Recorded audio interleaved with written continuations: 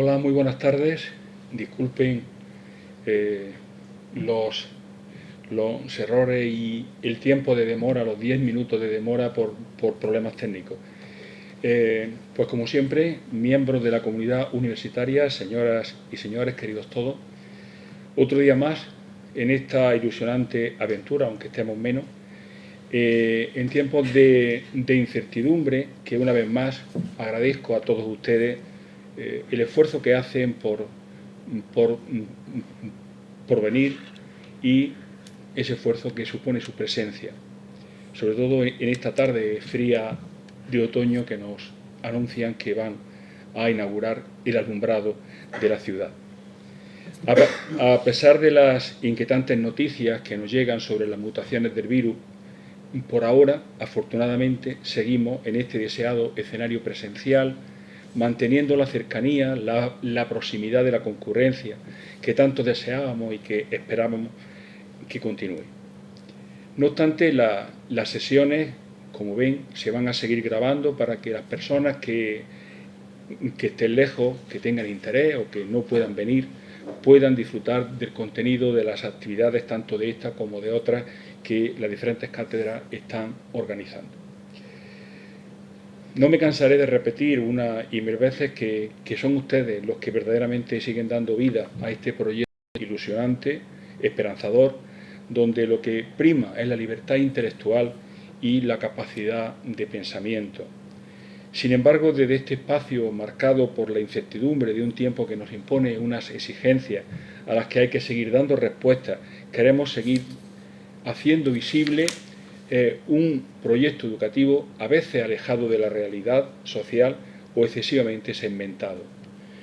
Nuestro objetivo en esta cátedra, con esta y otras actividades, sigue siendo acercar ese pensamiento educativo a la sociedad, ofreciendo una serie de actividades que susciten la reflexión y el interés por el ámbito educativo y su incidencia social. Compartimos las palabras del filósofo y sociólogo Egan Morin cuando afirmaba que hay que aprender a navegar en un océano de incertidumbres a través de archipiélagos de certezas. Es por eso que seguimos nuestra andadura este curso con un ciclo de 3 conferencias relacionadas con el lema Universidad y Memoria Democrática, que comenzó con la exposición Hazaña intelectual y estadista, su figura y significado durante la Segunda República, al que se unió el Centro de Cultura Contemporánea y donde también se recuerda a los miembros de la comunidad universitaria que fueron ejecutados o represaliados durante la Guerra Civil y la posterior dictadura. Se trata de un tema que no ha sido abordado de esta atalaya y que en algún momento era preciso afrontar. Ya la rectora destacó en el acto de inauguración de esta exposición el reconocimiento, la trascendencia de la memoria y la importancia de recordar, ya que tenemos futuro porque tenemos memoria. No cabe duda de que para apostar por un presente y construir un futuro mejor, es indispensable conocer mejor nuestro pasado, nuestra historia.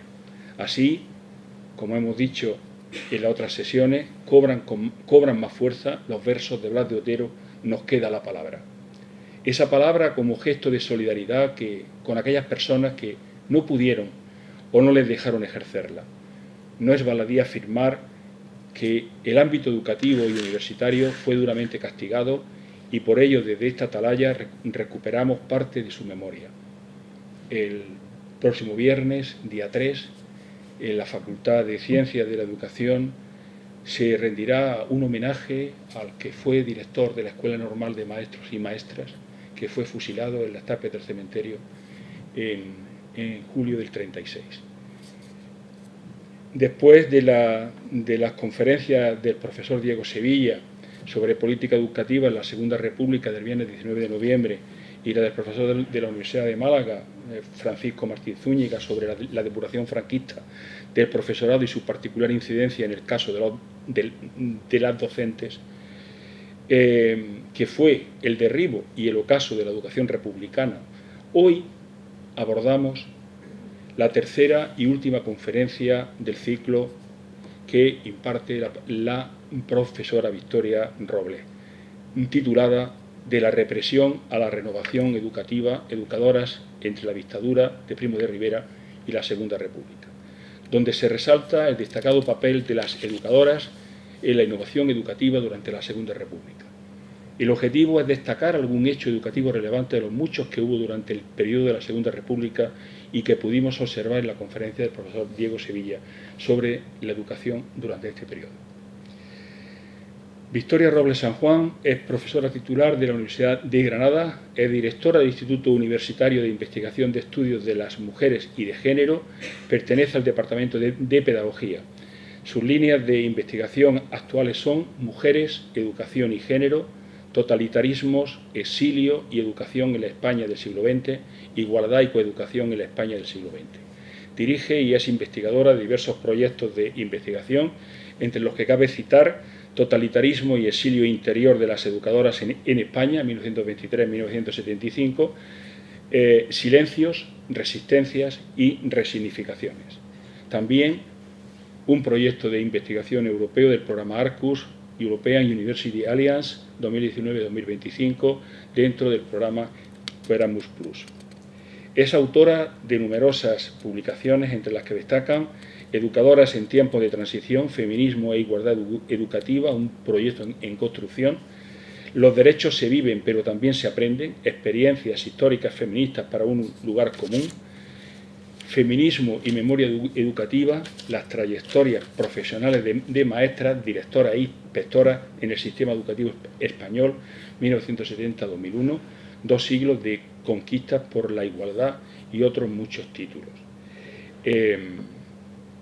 Podríamos seguir citando, pero sin más dilación, reitero mi agradecimiento a Victoria por su disponibilidad, su gentileza y el esfuerzo que ha hecho por estar con nosotros y acompañarnos esta tarde. Así que muchas gracias, Victoria. Gracias a ti, Antonio.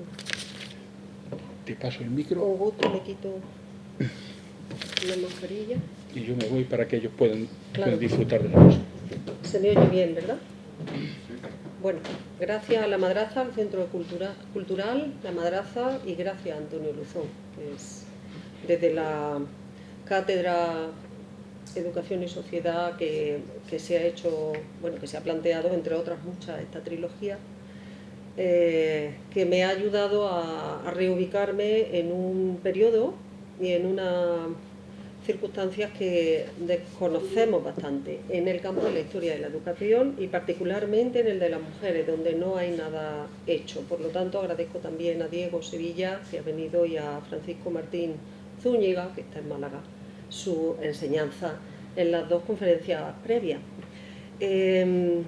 Voy a tratar de no ir muy deprisa, pero sí quiero reflexionar acerca de que va a ser un poquito larga esta conferencia. No debería, porque nos debemos un espacio para el debate, pero al ser la primera vez que creo que se abordan, yo no he sido capaz de encontrar documentación hasta ahora, me encuentro con la necesidad de poder explicar un poco mejor en qué consistió la dictadura y de qué manera afectó a las educadoras en ese periodo.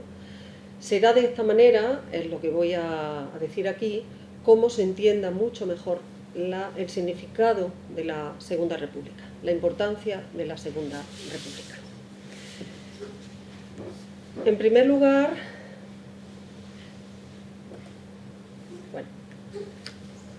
voy a abordar pues todos aquellos elementos propios de una dictadura y del entramado estructural, ideológico de una dictadura, que justifican el por qué las maestras tuvieron, particularmente ellas, un maltrato y un control concreto y específico. No se parece demasiado el ejercicio que se ejerce sobre estas mujeres al ejercicio que pueda ejercer sobre la sociedad en su conjunto una dictadura que en sí ya es represora, ¿no? Y voy a tratar todos estos puntos, no los voy a explicar ahora para no detenerme, porque van a ir apareciendo en el transcurso de la charla, y finalmente voy a hacer una traducción con alegría, evidentemente, de todo lo que significó ese periodo de control y represión, de silenciamientos, pero también de mucha denuncia y de mucho activismo legal por parte de las maestras, en su entrada a la Segunda República. Un periodo diametralmente distinto, sencillamente porque se trató de un periodo democrático, constitucional, de un Estado de derecho. En primer lugar, me gustaría decir cuál es el propósito de esta conferencia, fruto de una investigación realizada en este último año con todos los archivos cerrados, se abrieron a partir de abril, así que desde abril hasta ahora esto es lo que puedo ofrecer, ¿no? Que no presenta, es de advertir, más que duda y línea futura de estudio. La propuesta que traigo aquí consistirá en conocer los mecanismos que desarrollaron educadoras de distinto talante ideológico, político o cultural ante lo que considero fue una dictadura, como toda, represiva y controladora del campo educativo, de la sociedad, de sus instituciones, aspecto este último que también voy a trabajar aquí. Para ello observaré algunos modos que desarrollaron las educadoras de rehacerse y adaptarse al periodo totalitario. Solo entendiendo esto, podré acercarme a cómo se establece un después completamente fructífero y novedoso, pedagógicamente hablando, que promovió desde su inicio la Segunda República y de la que nos habló Diego Sevilla. Por eso resulta pertinente reflejar al inicio de este trabajo una breve síntesis de las estructuras que hacen posible el control y el desarrollo de una dictadura y algunas respuestas de oposición velada o directa de las educadoras, lo que abordaré en 3 ámbitos de reflexión generales. Primero, este periodo totalitario, sancionador y vigilante de la moral y la adhesión patria obligó a las educadoras a un proceso de ajuste y reajuste de sus vidas y de su actividad docente en lo que fue uno de los episodios de resistencia constante a entornos de tutela de los valores ideológicos caracterizados por el conservadurismo y el catolicismo. Segundo, para muchas otras, sobre todo maestras de enseñanza primaria en zonas rurales, ni sus identidades como mujeres ni sus ideologías políticas de tenerlas fueron significativas en las conflictivas condiciones que mantuvieron en lo cotidiano de este régimen. Más bien al contrario, fue el aparato del sistema de discriminación, fortalecido por un régimen de corte masculinista, sexista, caciquil y violento, el que fue restringiendo, frenando o dificultando su avance y mejora docente y pedagógica. Todo esto contrastará abrupta y esplendorosamente con los planteamientos educativos, humanos y profesionales de la Segunda República. ¿Qué mujeres encontró la dictadura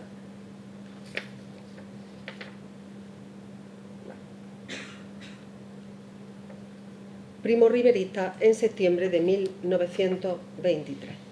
Ahí veis una imagen de la normalista Victoria Jiménez en la Escuela del Hogar en el año 28.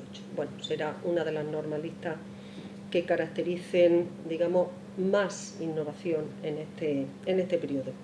El contexto previo al periodo primo-riverista nos sitúa en el marco de desarrollo de conciencia sobre los derechos educativos, laborales y civiles, en el que la movilización de grupos muy diversos de mujeres anarquistas, católicas, intelectuales, librepensadoras, obreras, burguesas, buscará resituarla en posiciones de mejora en sus propias condiciones de vida y de cambio en el imaginario de esa mujer ángel del hogar.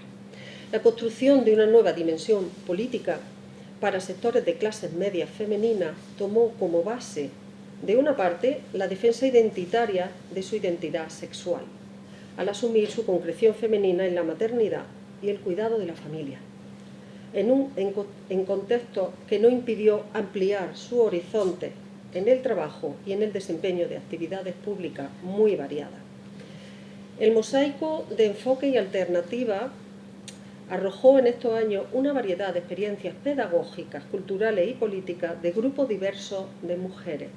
Las católicas feministas fueron defensoras del acceso sin condiciones al trabajo y a la educación como requisito necesario para el cumplimiento del papel de madre regeneradora de la sociedad y transmisora de valores culturales.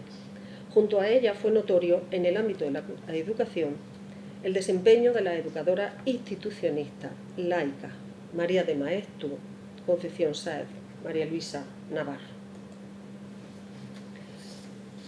Defensora de los derechos de las maestras y alumnas, viajera renovadora de la pedagogía y activista de la ampliación de todos los derechos de las mujeres, sobre todo el de la educación científica y cualificada. Pensemos que de 1907 hasta 1936 fueron alrededor de 1.500 educadoras las que viajaron al extranjero para renovar su formación científica. Otras voces y prácticas educativas fueron ejemplo a seguir en las escuelas racionalistas. Las educadoras anarquistas, seguidoras de la escuela moderna de Ferrer y Guardia, plantearon un modelo escolar coeducativo, llamado entonces de escuela bisexual, y de libertad femenina sin restricciones laborales, familiares, educativas, legales o civiles. Cuestionaron el poder de la Iglesia Católica en la escuela y promocionaron una escolaridad de libertad sin jerarquías para niños y para niñas. Aquí veis el boletín de la escuela moderna. Mención destacada merecen los colectivos de mujeres obreras, fuertes y reivindicativas en sus gremiales y espacios laborales, demandantes de procesos instructivos y bibliotecas populares o femeninas. Aquí las tenéis. La imagen de la obrera, mujeres rudas y fuertes en trabajo tradicionalmente masculino, abrió un espacio de desobediencia con la representación de una feminidad inédita, ahora vinculada a lo público y a la autonomía a través del ingreso salarial.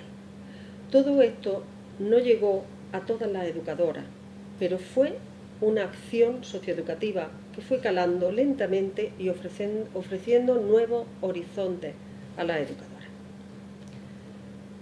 Y en este contexto, y ahí podéis ver en 1920 el índice de analfabetismo de hombres y de mujeres, en ese contexto, con un analfabetismo de más del 50% en las mujeres, a la dictadura de Primo de Rivera le precedió un sistema político de débil representación parlamentaria, que asumió como ámbito informal un sistema caciquil, tal y como nos recordó la historiadora Mary Nash. Nada cambió en Primo, salvo quizá la pérdida, como dijo años después el pedagogo Rodolfo Llopis, de 8 años más de nuestra historia. Primo sostuvo su proyecto de dictadura en elementos como la virilidad del varón, que se ejercita en la participación bélica, afianzado en multitud de textos defensores de una masculinidad de dominio y de heroísmo. Para Nerea Aresti, aquí tenéis la imagen del directorio militar, al día siguiente de constituirse, en septiembre de 1923, para Nerea Aresti la dictadura significó la redefinición de las categorías de género en clave nacionalista y moral, dos elementos fundamentales que no debemos olvidar en adelante: nacionalismo y moralidad. Fuese prefascista, fascista, totalitaria, la dictadura tradujo junto al fascismo italiano la división sexual de las funciones de género y la dominación por sospecha del destino femenino para la patria y para la familia. Inmiscuirse en las vidas privadas de las mujeres, controlar, con el miedo y la sanción, la actitud educadora de las maestras será un eje ideológico y punitivista fundamental del régimen. Cuando una indaga en el Archivo Histórico Nacional en busca de huellas que nos hablen de las educadoras en esta dictadura primo-riverista, la primera impresión que una se lleva es que las condiciones de trabajo docente no les fueron propicias. No contaban con apoyo pedagógico, malvivían en pueblos pequeños, quedaban aisladas de la comunidad vecinal y de las instituciones locales. Podían ser controladas por responsables gubernativos, por inspectores, etc. Junto al abandono definitivo de su escuela, se dieron también muchas ausencias de semanas, meses y días de sus centros escolares que ellas justificaban por la necesidad de visitar al marido, por enfermedad propia o por la de algún familiar a quien tenían que cuidar. El abandono no se produjo por mera irresponsabilidad, que también la habría. Ellos abandonan su destino, pero este gesto resulta notoriamente más abundante en ella. El modelo de maestra estaba actualizado y extendido como eje profesional acorde con la feminidad. Para muchas era un medio de transformar la escuela y de transformarse ellas mismas. Resulta que han realizado 3 años de estudio, han preparado una oposición, han logrado ganarla, han marchado a su destino escolar y a los pocos meses, o quizá al año o los 2 años, desaparecen. Cuando cada una de ellas antepone la pérdida del empleo al resto de las circunstancias mencionadas, tenemos la responsabilidad de buscar las razones y establecer hipótesis orientativas de lo que allí sucedió. Buscar indicios que interpreten lo que les pasaba.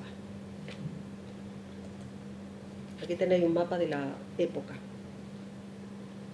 Las comunicaciones paupérrimas que dejaban a las aldeas y pueblos incomunicados, la falta de actividad formativa y cultural. Pensemos que las normales se ubicaban en ciudades donde había mucha más vida intelectual y abundantes relaciones de sociabilidad.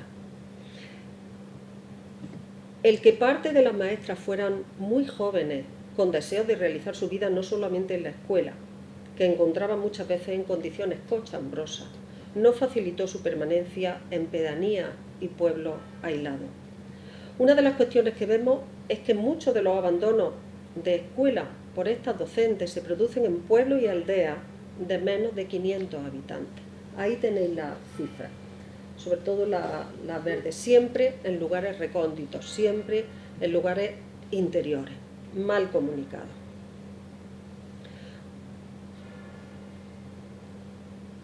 Prácticamente nunca en ciudades se producen abandonos o en entornos urbanos medianos. Abandono de la plaza escolar definitivo sin justificación. Son un grupo reducido de entre todas las maestras, pero algo está pasando. Otros casos nos muestran la necesidad de recuperar el puesto de trabajo cuando se ha producido la sanción por separación de días o meses. Pensemos que en muchos pueblos no hay médico. Ellas están solas o no disponen de una red vecinal de apoyo. Otras desconocen el trámite burocrático para presentar la documentación al alcalde primero y al inspector después. Y hay casos en que tienen que realizarlo estando enfermas. A Filomena Forte se le impone la separación definitiva tras pasar unos meses en paradero desconocido sin justificación que avale dicha ausencia. No hay investigación. El alcalde no ha podido comunicarle la resolución sancionadora por no conocer su residencia. ¿Qué fue de ella? La interesada sí había presentado una estancia solicitando licencia voluntaria por más de 1 año, menos de 2, en vista de su continua enfermedad, cosa que el inspector supo y no informó. Su aislamiento en un pueblo pequeño y la imposibilidad de saber cuánto tiempo le llevará a curarse de la enfermedad sirvieron de obstáculo para el papeleo. Como Filomena, hay otras maestras rurales en idénticas circunstancias. ¿Cuáles fueron las estructuras internas que hacen de una dictadura un sistema controlador, irracional, opresivo para las mujeres, opuesto a la libertad de pensamiento y acción educativa e investigadora? ¿Cómo se consagra un régimen totalitario en el día a día del magisterio y de las maestras? Si la dictadura fue centralismo, autoridad, machismo, iglesia, terratenientes y ausencia de libertad de conciencia y de pensamiento, ¿cómo hizo para generar una malla de arreglo y connivencia? ¿Y las educadoras cómo respondieron? Propongo responder parcialmente a estas preguntas a través de 4 tópicos que expliquen el modelo dictatorial primo-riverista.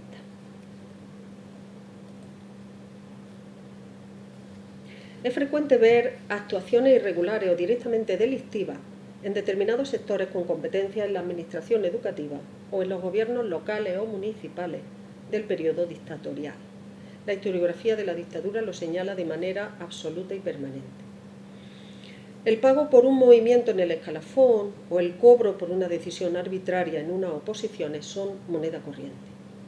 Al menos eso dicen los cientos de denuncias que he visto interpuestas tras la resolución de unas oposiciones a escuelas de enseñanza primaria.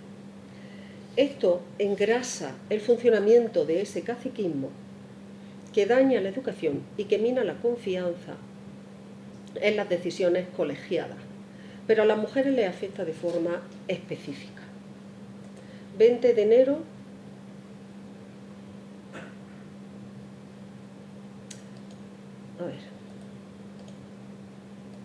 lo dejo ahí. 20 de enero de 1930. Carta recomendación de Mercedes López a Máximo Cuervo para que se valga de su influencia y subvencione el Ministerio de Instrucción las escuelas dominicales a las que asisten 800 alumnas, de las que ella es dueña. Mercedes López no tenía título ni oposición y vivía de estas escuelas privadas. Se dio un colaboracionismo frecuente de la vecindad de un pueblo al formular denuncias y prejuzgar comportamientos arbitrariamente considerados poco afectos al régimen. La vecindad, y esto es otra evidencia, formará parte del proceso de investigación sobre cualquier maestro o maestra, escuchándose su parecer y concediéndosele valor a su testimonio a criterio de la comisión o de la inspección de turno.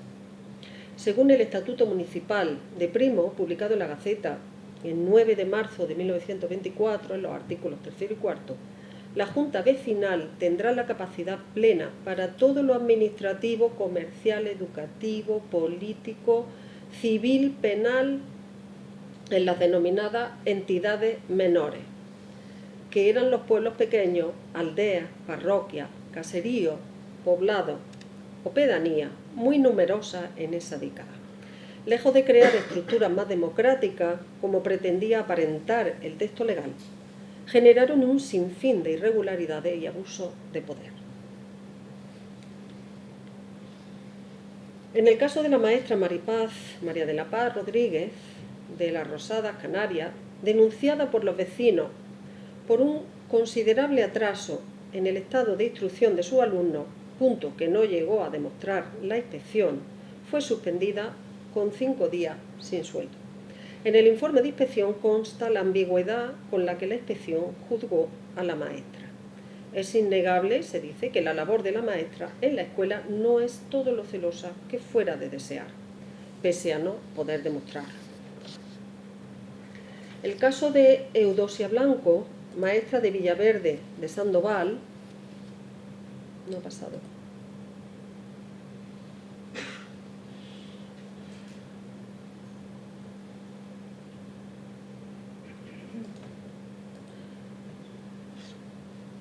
El caso de Eudosia Blanco, maestra de Villaverde de Sandoval, una pedanía de León, es similar.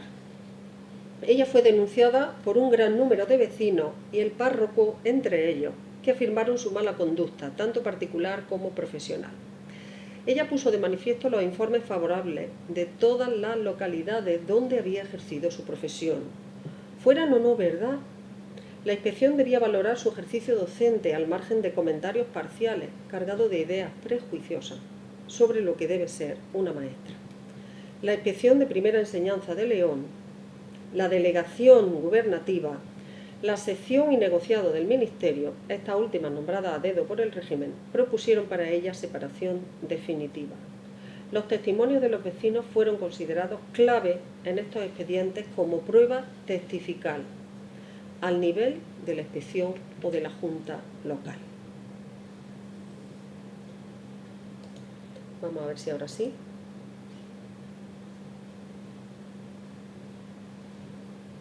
Las maestras se vinculan a una profesión ejemplar en una dictadura que quiere un modelo de feminidad identificado con los valores del régimen: familia, honestidad, religiosidad, pureza, moralidad.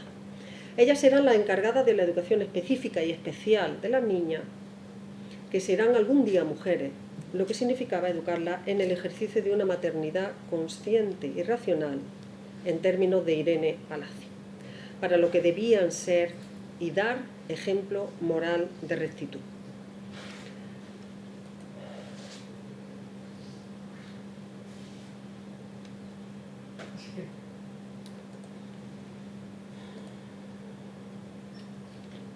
En los expedientes consultados Las maestras suelen denunciar la falta de instrumental pedagógico y las malas condiciones de habitabilidad en las escuelas, el acoso de los caciques o la solicitud de licencia. Litigan, deciden acudir a la justicia, bien por conseguir ascender en el escalafón o por un reajuste de su sueldo. A ellas no les preocupa su moral, como sí sus condiciones laborales.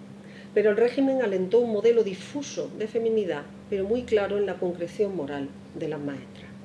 Podemos ver expedientes que señalan esto. Vecino se queja de la conducta poco moral de la maestra que hace lo que le da la gana. En el expediente, en este otro, como ejemplo de otros varios, donde se reflejan las directrices inquisidoras sobre la moral femenina, María de los Ángeles Nadeira Araujo, maestra de Camariñas, denunciada por el vecindario por motivo de comportamiento e inmoralidad, pues parió siendo soltera en plena romería, se pide su destitución, 26 de abril de 1927. Indago a ver qué pasa. La maestra María de los Ángeles, fue en efecto separada de la escuela de niñas de la pedanía de Puente del Puerto, en Coruña. Nadie se lo comunicó cuando se incorporó a su escuela tras los 40 días de baja por maternidad y se encontró con su sustituta. Ella escribió dando cuenta de su buen hacer como maestra y de su patriotismo. Aseguró que la sustituta, puesta a dedo, como solía hacerse en estos casos, parecía ser una protegida del alcalde y de otras autoridades.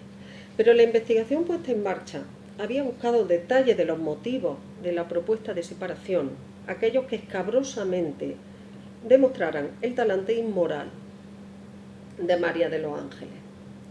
Y cito, la maestra dio lugar, dice el expediente, a una gran incompatibilidad del vecindario con ella por los innumerables escándalos que produjo, entre ellos el de parir soltera. Y en el proceso de recabar testimonio, el secretario auxiliar del director general de primera enseñanza, Eugenio Hernández, pensando quizá en no separarla, no sabemos, da con un tío de la maestra, un amigo personal suyo, al que le cuenta la tal inmoralidad. El tío, que no sabía nada, alienta la separación de su sobrina, desentendiéndose de cualquier apoyo o relación con ella, y el secretario finalmente acepta la separación definitiva.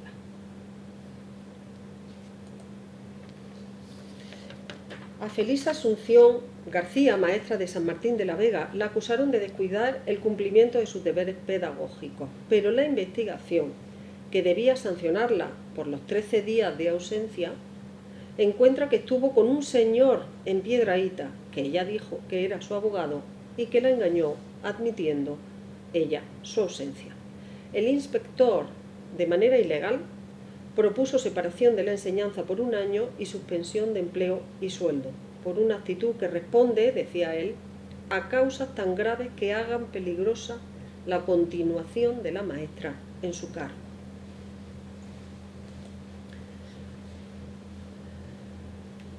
El historiador Miguel Martínez, voy a hablar de caciquismo, lo subrayado dice, por si no se lee, la enseñanza primaria, dice el ministro de Instrucción Pública, Eduardo Calleja, en la escuela ha de ser cristiana y patriótica, para lo cual convendrá implantar textos depurados en varios criterios. El historiador Miguel Martínez describió el inicio de la dictadura como sigue. Nombrado Primo de Rivera, jefe del gobierno, el 15 de septiembre de 1923, suprimió los cargos de presidente del Consejo de Ministros, ministro de la Corona y su secretaría, atribuyéndose a sí mismo el lugar de presidente del directorio con capacidad de ministro único. Suspendió el jurado, disolviendo los ayuntamientos, las diputaciones, cesando los presidentes y comisiones permanentes del Senado y del Congreso. Shlomo Ben-Ami, más lejos, afirmó: en su promesa inicial de erradicar el caciquismo, la propaganda de gobernadores civiles y alcaldes mantuvieron que la dictadura era el enemigo implacable del caciquismo. La verdad fue otra. El movimiento purificador perdía empuje, enchufismo y empleocracia no desaparecieron. La dictadura era un régimen altamente intervencionista, que en realidad extendió la red burocrática. En este entramado fueron los delegados gubernativos, junto con los consejos municipales, quienes pusieron y quitaron maestras y maestros, y quienes censuraron la moral pública.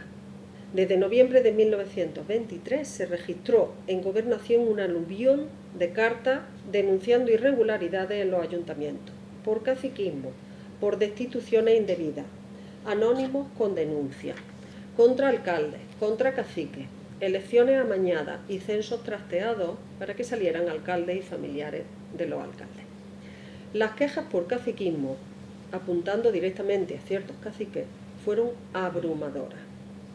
En lo concerniente a las maestras, el peso de la moral y la desconfianza del régimen en el desempeño de un perfil modélico de mujer, maestra y madre ejemplar de su alumnado llevó a que éstas sufrieran y en algunos casos reaccionaran también ante estos abusos con los pocos instrumentos que le fueron dados: las quejas municipales, el silencio, la vía judicial. No fueron pocas las maestras sancionadas y separadas por denuncia de caciques de pueblos, aldeas y pedanías. El caso de Dolores Crecente, una maestra con excelentes calificaciones, vocacional, es uno de los ejemplos de la negación política y administrativa local de cualquier recurso legal, en este caso casa-habitación, y parte de su sueldo, que le correspondió por maestra y por su categoría docente, respectivamente. Ante los dos contenciosos que ella interpuso, fue considerada en uno de los informes como demente y falsificadora de argumentos. En ningún caso se revisaron sus denuncias. La caracterización psíquica de la maestra con conciencia de sus derechos es relativamente frecuente. En otras ocasiones fueron viudas con hijos a su cargo, objeto de confrontación con los caciques. Sobre el caciquismo y el ímpetu abolicionista del mismo, Primo dejó escrito en una extensa campaña propagandística su oposición. Con todo, evidentemente no lo logró. Más bien todo lo contrario. Bien. Ahí dejo el texto, porque si te dejas sobornar y lo vendes o por... Ay, no se lee bien. Lo emite en favor de un candidato que carece de honradez, inteligencia, laboriosidad o patriotismo, y si igual que tú proceden otros españoles inconscientes del enorme valor que lleva su voto, se puede dar el caso de que el legislador sea un mal hombre. En este caso está hablando de los legisladores. Es el texto que sacó al mes y medio de autoproclamarse presidente, el Catecismo del Ciudadano. El caciquismo hacía uso de las oposiciones como un instrumento personalista para alterar el orden legal de sus resultados. Hay maestras que piden al administrador de turno abiertamente ser reubicada en el escalafón resultante. Hay responsables de tribunales de oposiciones donde las plazas se dieron previo pago e influencia. Maestras que denunciaron que han sido objeto de soborno para el logro de una plaza. A Rosa Hernández, por ejemplo, le pidieron en abril de 1926 5.000 pesetas a cambio de una plaza. Lo denunció señalando en su informe que estos tiempos no pueden consentir estas viejas prácticas. O bien alcaldes que destituyeron a maestras de escuelas si sus respectivos esposos no comulgaban con la retórica del caciquismo: obediencia, lealtad y beneficios económicos y políticos. La maestra de Peratallada, Girona, Manuela Vidal Llomont, recibió de orden de la Dirección General de Primera Enseñanza su jubilación discrecional, motivada por las denuncias que recibió de parte de los vecinos, las secciones administrativas, la Junta Local, el Ayuntamiento, el negociado y la sección del Ministerio. Todos ellos la denunciaron. Afirmaban contra los informes médicos facultativos que su salud y su estado resultaban incompatibles con su función docente.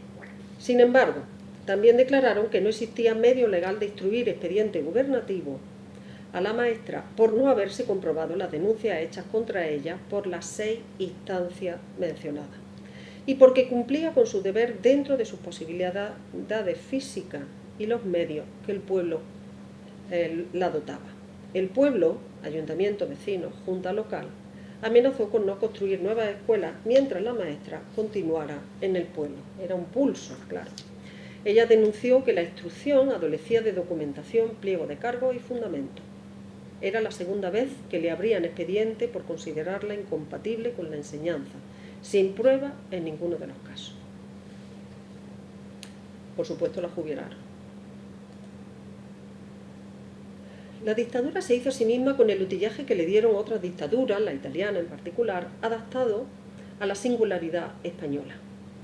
Ana Aguado y Mercedes Yusta lo sintetizaron como el conjunto de leyes represivas de un cuerpo específico para el control de la vida cotidiana, junto a la tenaz fabricación de mecanismos de salvaguarda de la moralidad pública que reforzó el orden de género en una sociedad que estaba cambiando. En un régimen controlador, masculinista, militar, punitivista, rara vez las autoridades educativas hicieron reflexión sobre las condiciones de vida de las mujeres y de las consecuencias sobre sus propias vidas. Que el acceso de las mujeres a la educación como alumnas y maestras fuese una evidencia y que el acceso a secundaria comenzase a considerarse propicio no convertía las duras condiciones del trabajo de muchas de ellas en ventajas y prestaciones. Este régimen dictatorial se acostumbró a priorizar la sospecha sobre su ejercicio docente y la reglamentación de aquello que pudiera servir a los ideales de patria y la religión por encima de las condiciones laborales y el trato de los pueblos a las maestras, cuyas vidas, en ocasiones, fueron extremadamente complicadas. Recordemos que el borrador de reforma de la enseñanza primaria quedó guardado en un cajón. El maltrato institucional, tal y como yo lo defino en esta dictadura, se produce en instituciones que siguen un ordenamiento formal e informal, donde se prioriza la enajenación del derecho y de la ilusión inherente a la profesión docente con la destrucción de las capacidades morales, intelectuales y políticas de las personas. El Estado carecerá de responsabilidad en la mayoría de los casos, impasible a las corruptelas y al ejercicio precario para muchas educadoras de su actividad como enseñante. Purificación Amaya fue separada como maestra por no tener las autoridades en cuenta su enfermedad y la excedencia de un año que solicitó. Nunca le llegó la comunicación de reingreso a la escuela. Como no le llegó, no fue y la expulsaron. Se da la circunstancia de que durante los 2 primeros años de directorio militar, los carteros enviaron miles de telegramas, yo lo he visto, a Gobernación, protestando por el analfabetismo de los administradores políticos municipales, concejales, juntas locales, que eran los mediadores entre las maestras y maestros y la administración central. Es más que probable que tal situación de analfabetismo entorpeciera los mecanismos burocráticos en curso, como el que acabo de mencionar. La Real Orden de 13 de octubre del 25, sobre propaganda antipatriota y antisociales, le dio potestad a rectores, inspectores y directores de centros públicos para que vigilasen cautelosamente las doctrinas antisociales y contra la unidad de la patria que pudieran ser expuestas por los maestros y maestras en sus clases.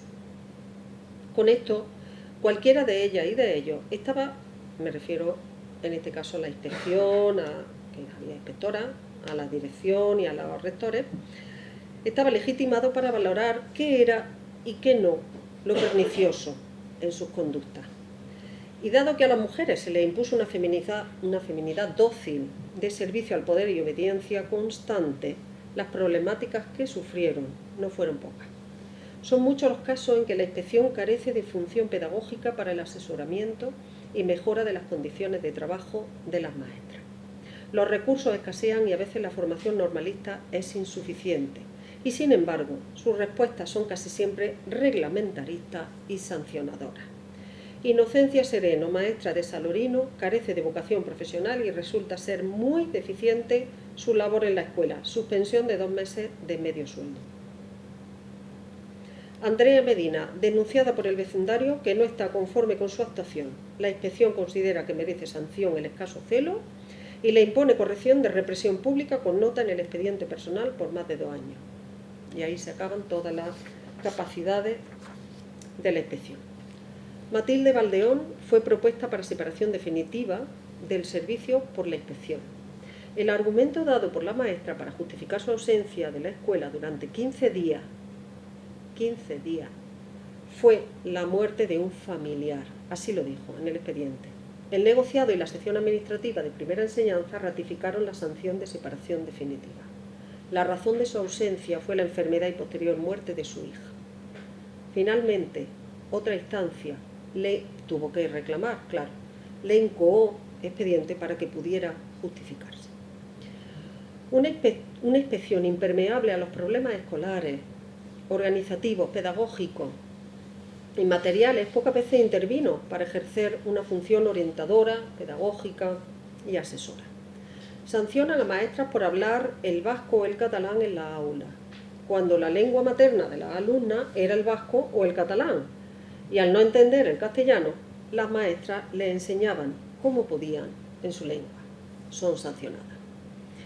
El ordeno y mando en la mayoría de los casos es la forma complaciente de acercarse a los caciques locales, los inspectores me refiero.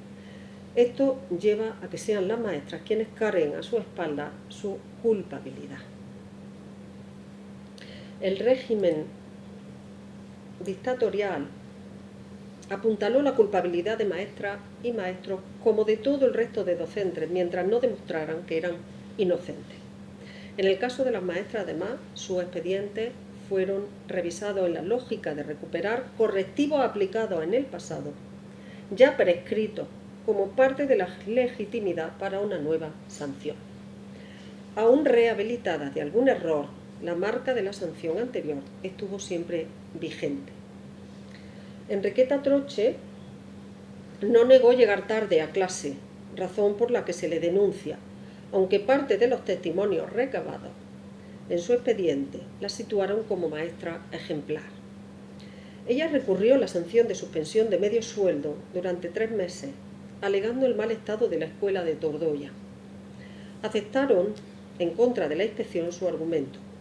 Sin embargo, a la necesidad de depurar los testimonios se unió, como en caso de otras maestras, el que ya tuvo corrección disciplinaria por falta en el cumplimiento de sus deberes profesionales, ya prescrita legalmente, pero que sirvieron de agravante para su posible correctivo.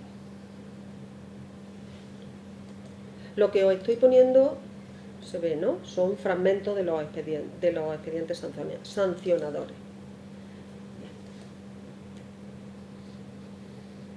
Con los presupuestos de 1924 entró en vigor la Real Orden de 30 de noviembre de 1923, en la que se obligaba a los ayuntamientos a abonar indemnización por casa-habitación a maestras y maestros, siempre que no dispusiera el ayuntamiento de un inmueble físico, conforme estipulaba el artículo 15 del Estatuto General del Magisterio. Tener en pueblos pequeños, aldeas y pedanías rurales una escuela pequeña significó que la maestra o maestro tuvieran acomodo habitacional para enfrentar el más que probable aislamiento comunicativo, humano y profesional con otras ciudades y pueblos. Las denuncias por incumplimiento municipal de esta norma fueron abundantes. En el caso de las maestras, en ocasiones con hijas e hijos a su cargo, sola, viuda, jóvenes o mayores y enfermas, la situación llegaba a ser alarmante. La inspección rara vez comprobaba el cumplimiento municipal de esta responsabilidad legal, y ni ella ni la Junta Local prestaban la suficiente cautela en la facilitación de la vivienda. Siempre eran las maestras rurales quienes denunciaban, siempre, no era la inspección. A resulta de estas infracciones encontramos casos en que las casas-habitación estaban ubicadas en antiguos establos o se caían a trozos. Casos en que no se les facilitaba ni habitación ni indemnización, obligando a la maestra a llegar tarde a la escuela si vivía en otro pueblo, con lo que quedaban irremediablemente sancionadas. En otros casos más extremos, abandonaban el puesto de maestra, con lo que acababan separadas del servicio por medio de la Real Orden oportuna. El sistema caciquil utilizó esta norma para expulsar a una maestra incómoda, o bien llegó a escatimar la cuantía estipulada en el ayuntamiento, ¿no?, provocando un malvivir en la docente. Las denuncias son mucho más copiosas en maestras que en maestros. En estas situaciones entraban en juego criterios arbitrarios de supuestas afinidades políticas o simpatía ideológica contraria al régimen o al ayuntamiento, que era lo mismo. A Felipa Gutiérrez la sancionaron por ausentarse al día siguiente de tomar posesión de su escuela en Pobladura de la Sierra. Esta pedanía de León, rodeada de sierra, permanecía aislada y nevada en invierno, 9 kilómetros del pueblo más cercano. El ayuntamiento competente no le dio casa habitación y la Junta Local no hizo nada para mejorar sus condiciones de habitabilidad, que no encontró dónde quedarse, en el caso de la maestra. Esto, junto a su precaria salud, hicieron que pidiera la excedencia. Mientras se le concedía, se le impuso un correctivo de suspensión de medio sueldo durante 10 meses por la ausencia.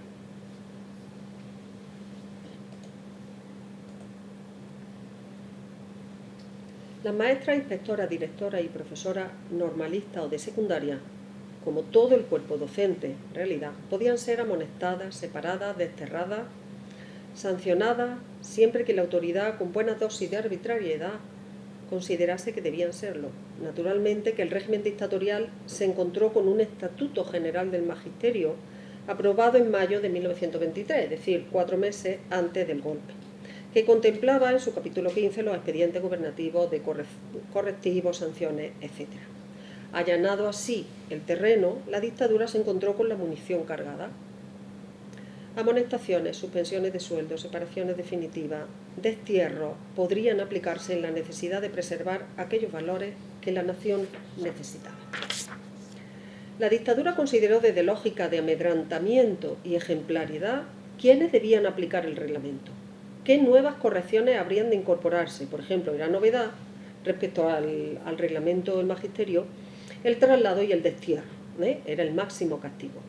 Y en qué grado se aplicarían los correctivos según qué razones en cada caso.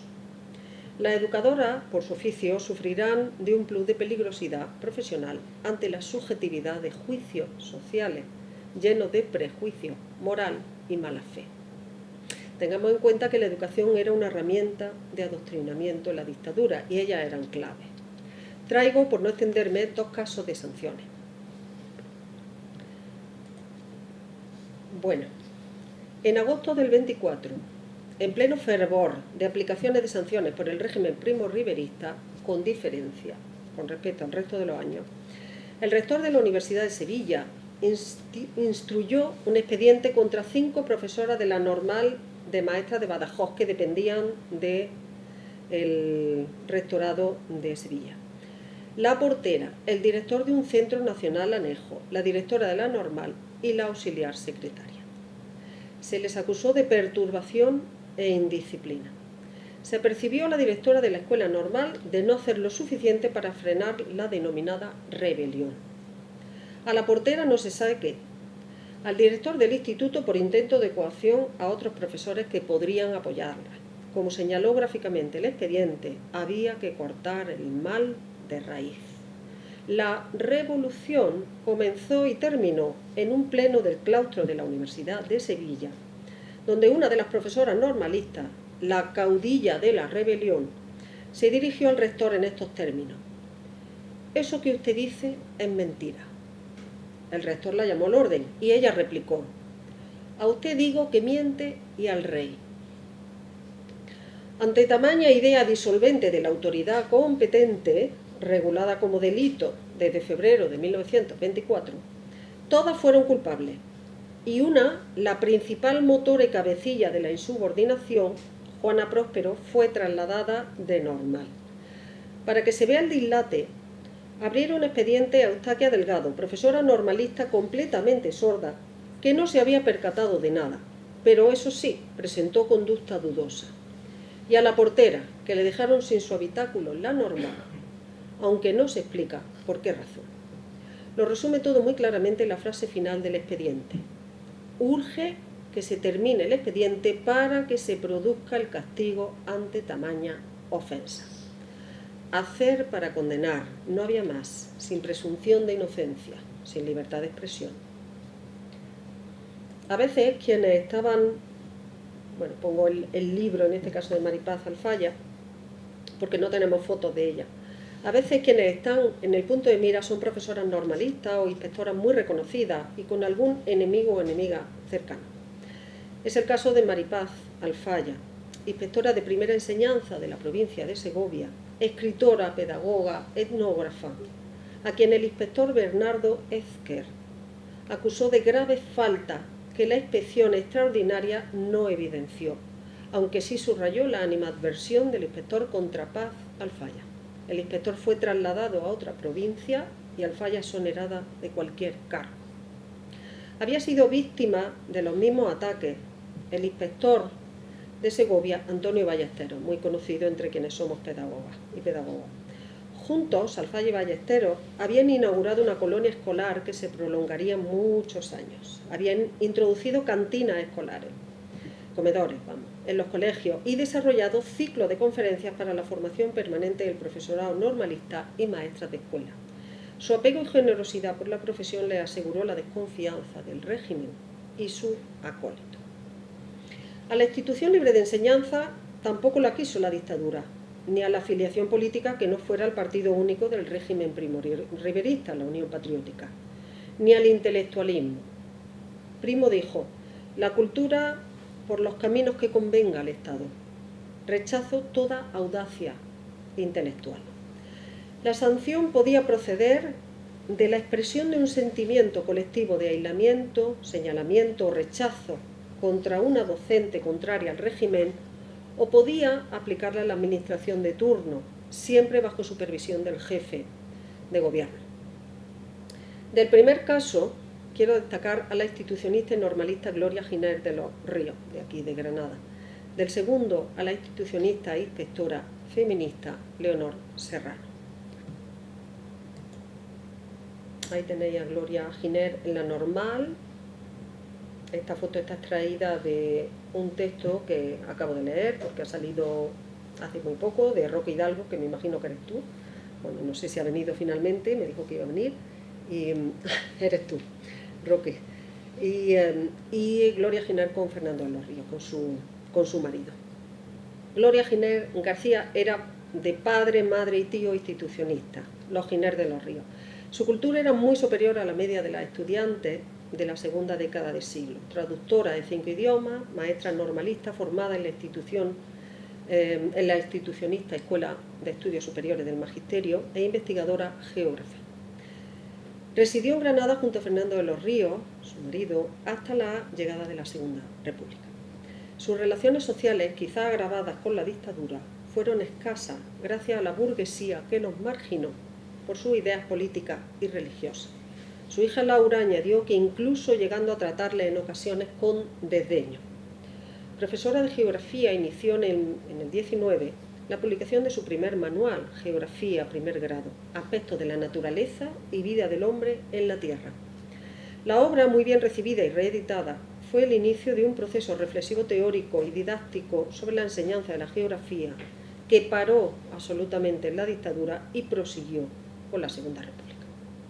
Fueron sus creencias sobre la libertad de culto, la militancia socialista y la oposición a la dictadura de Fernando de los Ríos lo que empeoró su situación, con momentos de inseguridad física y ostracismo por parte de los ambientes burgueses granadinos, incluidos algunos compañeros de la normal femenina que le dieron la espalda.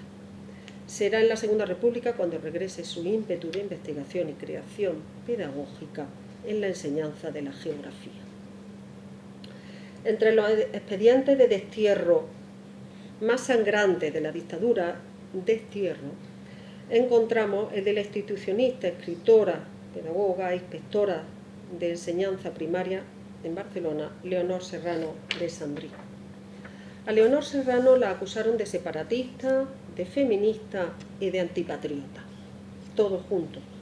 De nada valió su vasta formación profesional y sus investigaciones nacionales e internacionales sobre la psicología de la infancia, la pediatría, o sus ideas sobre la educación de las mujeres y la cultura popular. su cultura intelectual, especializada además en el método Montessori, que llevaba por todas las escuelas de Barcelona, era tan extensa como su reconocimiento en todas las esferas profesionales. Nunca estuvo metida en la política nacionalista, pero sí en el fomento de la educación de las niñas, las jóvenes, las adultas y las obreras, con la mejor de las formaciones pedagógicas. El expediente abierto en 1926 por el gobernador civil de Barcelona, enviado al directorio civil para su incoación, la acusó de catalanismo, feminismo e ideas atentatorias a la moral y a la patria. Ninguna era verdadera. Fue sospechoso su libro de 1926, La enseñanza complementaria, está ahí, sí, La enseñanza complementaria obrera, en el que Leonor Serrano se preocupa de la educación de las adultas y adultos, y de modo particular de las obreras analfabetas. La acusación de feminista le vino, o eso constó en su expediente, por algunos fragmentos de su libro La educación de la mujer del mañana. Podría haber sido cualquier otro, porque lo que Leonor Serrano hacía, y bien, era promover las profesiones en las mujeres, consciente de sus elevadas capacidades, así fueran adultas u obreras, para lo que accederían a una formación técnica y cualificada. Leonor Serrano se hallaba en unas oposiciones para maestras, como explica ella misma en carta dirigida al presidente, primo, cuando el rector le impuso una lista de 52 recomendadas de entre las 96 plazas. Ella supo que era un auténtico negocio de más de 100.000 pesetas. Al negarse a complacer el gesto prevaricador del rector, la policía se la llevó del lugar donde celebraban las oposiciones. No le salió gratis la negativa. De manera inmediata la sancionaron con el destierro a Castellón. De entre las cartas de apoyo que recibió, cientos de ellas, llama la atención la del cura que la conoce, que afirma que es una solemne tontería la acusación de catalanista, y que si ella lo es por lo que dice en sus libros y conferencias, de la misma manera lo será la Biblia si se lee con detenimiento. Y ahora ya sí, por fin, la Segunda República.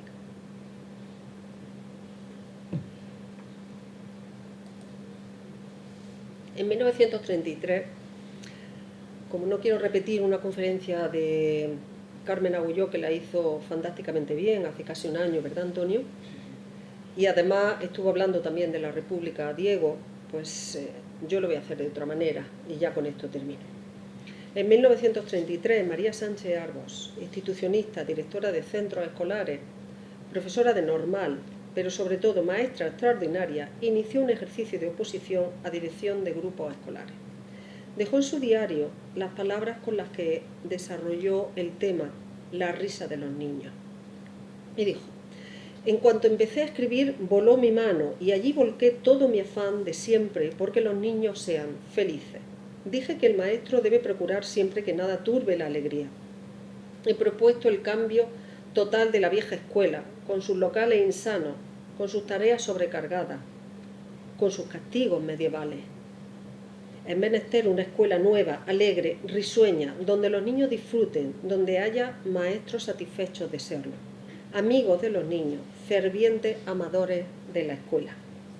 Esto era la República. Recordó poco después en su diario las palabras de un maestro sencillo, Antonio Machado: sed buenos y no más, sed lo que he sido para vosotros, alma. ¿Qué era la República en contraste con el periodo precedente? Justa Freire, institucionista, maestra, pedagoga, formadora de maestras y maestros y directora de centro escolar en Madrid, también en oposición en 1933, hacía un alegato del magisterio y de la escuela. Dice: ¿qué hacemos los que comulgamos con las ideas del maestro y qué podremos hacer en lo sucesivo que interprete su ideal, que es el nuestro? Y respondía: hacer de la vida una obra de arte. En la escuela, crear alrededor del niño un ambiente de alegría, de orden, de máxima pulcritud, de sencillez. Apeló a Manuel Bartolomé Cosío y a las misiones pedagógicas, el maestro modelo de ejemplaridad. con la cara hacia el futuro. Eso significó la República. Quizás Justa Freire es conocida porque hace 3 meses una sentencia que aplicó nuestro pequeño alcalde madrileño le quitó la calle que le habían dedicado en tiempos de Carmena y se la dieron a un falangista, a Millán Astral. ¿Qué significó la Segunda República para la escuela? Todo. Más escuelas, mejores maestras y maestros, un proyecto renovador, centrado en la maestra y el maestro, con perspectivas de futuro. ¿Dónde está Josefina Aldecoa? Vale. Es que Josefina Aldecoa, en plena República, recordaba en su historia de una maestra, la vida dura en los pueblos pequeños cuando eres maestra y ves que ni a los caciques ni a las familias bien interesada la formación de su hijo e hija. Y decía así: la aspereza forzada de nuestras vidas no nos dolía, acostumbrados a ella desde que nacimos. Pero había algo más que nos preocupaba más que el dinero: la falta de consideración social que sufría nuestra profesión. Ella era maestra, como recordáis. Sabíamos de compañeros que eran auténticos esclavos de los caciques de sus pueblos. Hacía falta una fuerza de voluntad y una seguridad en sí mismo extraordinaria para sacar adelante un programa estimulante en aquellas condiciones.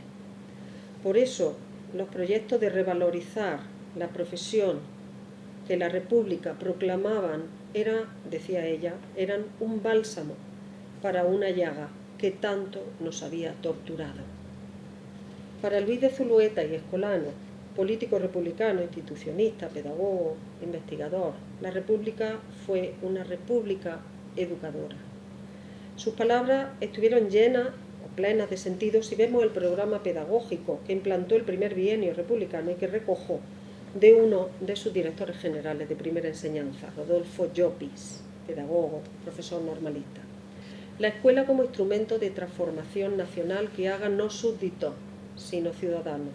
La revolución escolar ha de penetrar en las conciencias de sus ciudadanas y ciudadanos.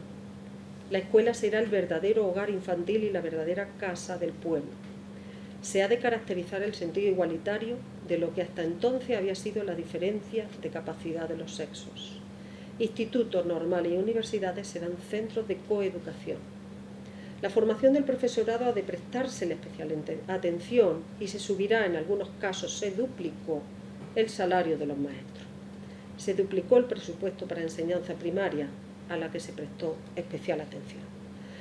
La Segunda República no midió el avance del país por las escuelas que se habían construido, incluso en época de Primo, que se habían construido, sino por las que faltaban, 27.151, las contaron. Y tendrían que construirse, porque eso escolarizaría a 1.697.000 niñas y niños. Esos eran los datos. En 2 años lograron construir 7.000 escuelas. Esto posibilitó muchísimos ascensos y, por tanto, reconocimientos y sueldos. Para hacer buenas maestras y maestros se renovó la formación de las normales con un plan profesional. Se fusionaron las normales masculinas y femeninas, compartieron currículum, se limitó el número de alumnado y se les dio colocación nada más terminar sus estudios. A estos estudios accederían a través del instituto, que le daría cultura general. Fueron las promociones con más cultura general que accedieron a las normales. Se plantearon cursos de formación permanente y semanas pedagógicas para todo el magisterio que pudiera hacerse con las nuevas técnicas y métodos de enseñanza activos, centrados en el aprendizaje de la infancia. Para eludir el caciquismo, constituyeron los consejos municipales de enseñanza, organismos en contacto directo con la escuela, amparando la labor de maestras y maestros, preocupándose por sus necesidades. Esta filosofía eludió completamente la sanción y el castigo, completamente, salvo en los casos que lógicamente se siguen dando hoy, ¿no? Apostando por la formación y la confianza en la labor del magisterio y dándole instrumentos. En cuanto a la inspección, de primera enseñanza, se derogó el decreto de la dictadura por entender la labor de la inspección como transmisora de intolerancia a la escuela. La formación de inspectoras e inspectores vendría ahora de las secciones pedagógicas universitarias. Incorporaron a las y los mejores maestros a la inspección, que serviría de puente entre la ayuda y enseñanza de los nuevos métodos docentes de Crolí, de Montessori, de Freinet, y la administración proveedora de todas esas necesidades. Ellas formarían a sus compañeros. Y las misiones pedagógicas, ¿cómo no nombrarlas? Serían las encargadas vocacionales de llevar a la aldea aliento, cultura, ciudadanía, libros, música, teatro, pintura. ¿Qué significó la Segunda República para la educadora? Ciudadanía, ejercicio político, realización e innovación profesional, otras identidades, investigación, alegría en la escuela, empatía con unas instituciones que velaron, al menos durante el primer bienio, por su bienestar, el de las familias y las criaturas en los centros. Y voy terminando ya.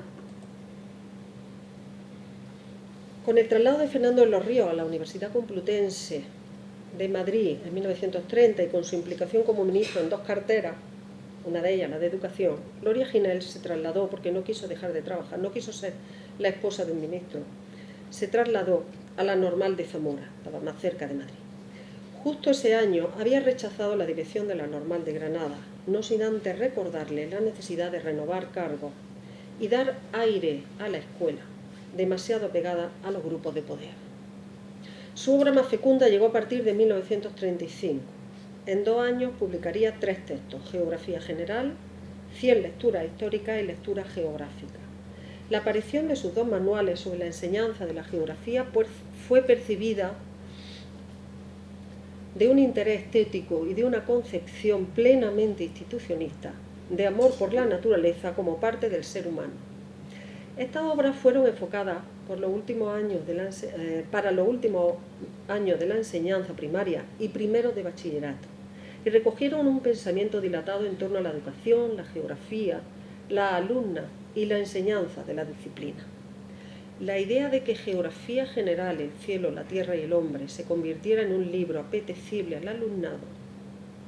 En esa idea, Gloria Ginell introdujo desde el principio interpretaciones mitológicas y cantos poéticos que hacían de él un texto didáctico, ameno y aprehensible de la realidad geográfica, más allá del mero texto académico. Ha sido considerada por alguna autora una obra pionera con elementos propios de la educación ambiental de los años 90 e incluso del ecofeminismo.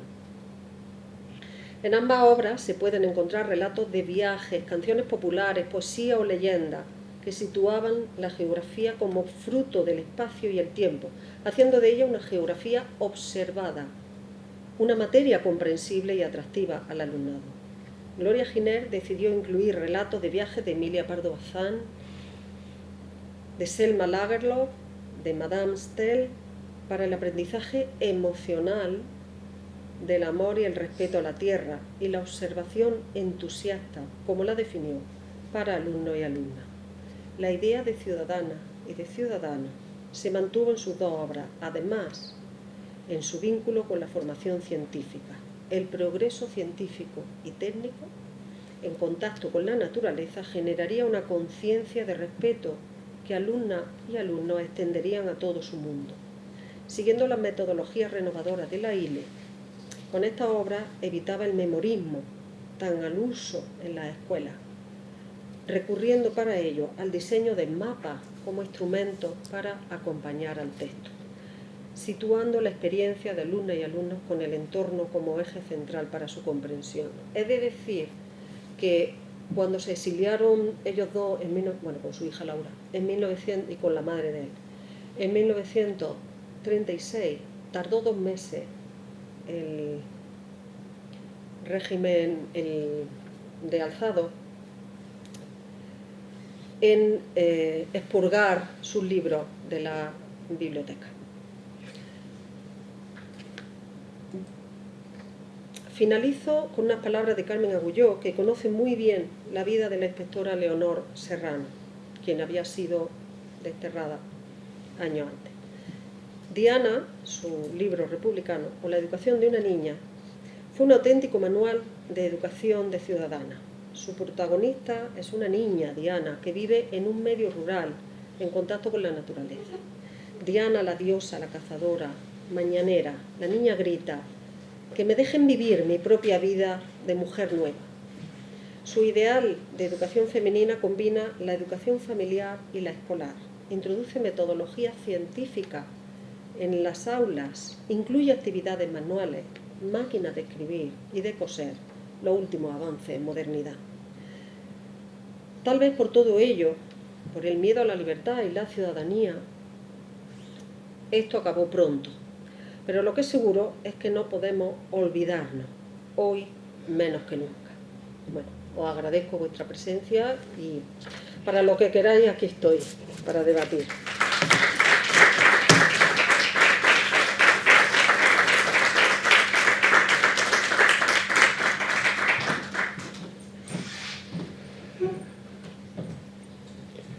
Bueno, muchas gracias, Victoria. Y ahora, el poco tiempo que tenemos, creo que hay algo de tiempo para dialogar, para conversar, para preguntar. Así que les paso a ustedes la palabra. Sí, adelante, Roque.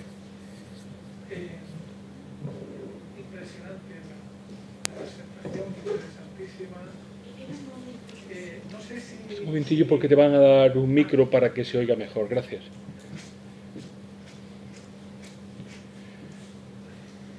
No sé si ha tenido oportunidad de estudiar el caso de una inspectora de enseñanza primaria que se llamaba María Teresa Martínez de Bujanda.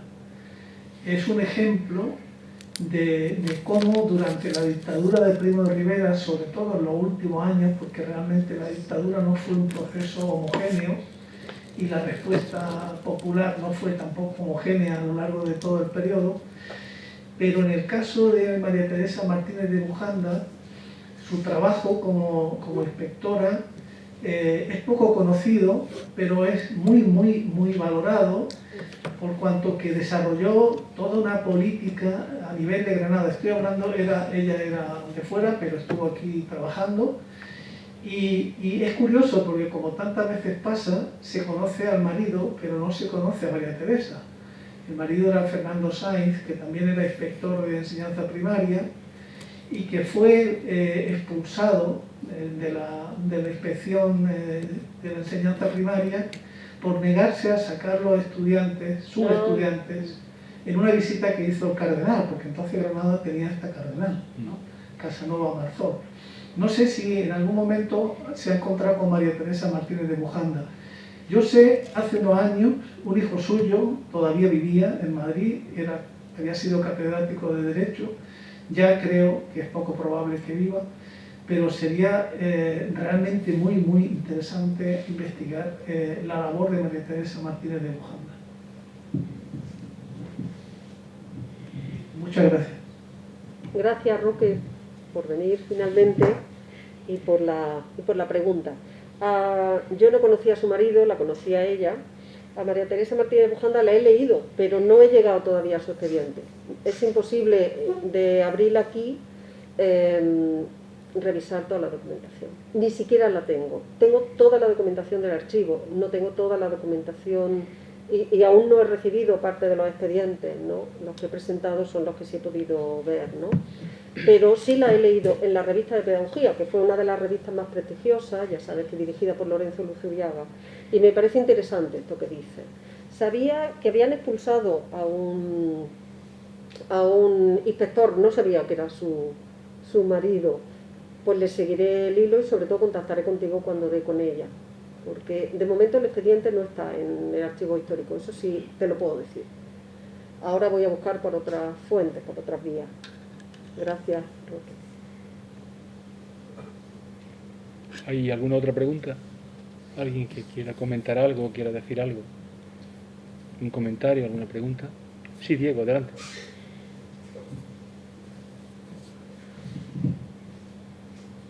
Se me empañan las gafas. yo lo primero que querría decir es mi reconocimiento a la conferencia, que me ha parecido muy buena, muy bien estructurada y muy valiosa. Para mí me ha aportado muchísimo y sobre todo el trabajo que hay detrás de archivo, de investigación y de estructuración de todo esto. Y luego también, no solo la conferencia, sino lo que venís haciendo, ¿no? Porque hace solo unas décadas pues había un desconocimiento impresionante de todo esto. Cuando leías algo sobre la educación de esta etapa, la aportación, que fue muy importante, de las mujeres, a mí por lo menos se me pasaba mucho más desapercibida que en la actualidad, ¿no? Entonces, pues fundamentalmente es eso. Y luego como una relación entre el autoritarismo y la opresión o la negación de la mujer, y por el contrario, cuando hay un mínimo de libertad, el reconocimiento y la posibilidad de que la mujer pueda actuar como persona, ¿no? No sé si quieres comentar esto último o te parece que ya lo has hecho suficientemente. Bueno, he sido extensa, pido disculpas. Trabajar esto es complejo porque es mucho más conocida la dictadura franquista, pero es diferente, es más cruel, es más prolongada y por tanto, y también mucho más investigada. Estudiar la dictadura primo-riverista es adentrarte en un espacio que está hecho sobre todo de la historiografía general, no la educativa.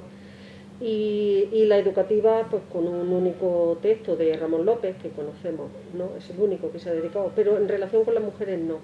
Entonces, lo único que puedo decir es que yo pienso que hay que ser cautelosa en estos momentos en cómo enfocamos el análisis sobre una dictadura que al mismo tiempo fue muy permisiva, con muchas mujeres que hicieron grandes innovaciones pedagógicas. No he hablado de ellas porque no podía hablar de todo, he preferido un poco meterme en los entresijos de la dictadura, digamos, de cómo se construye esa malla opresiva, ¿no?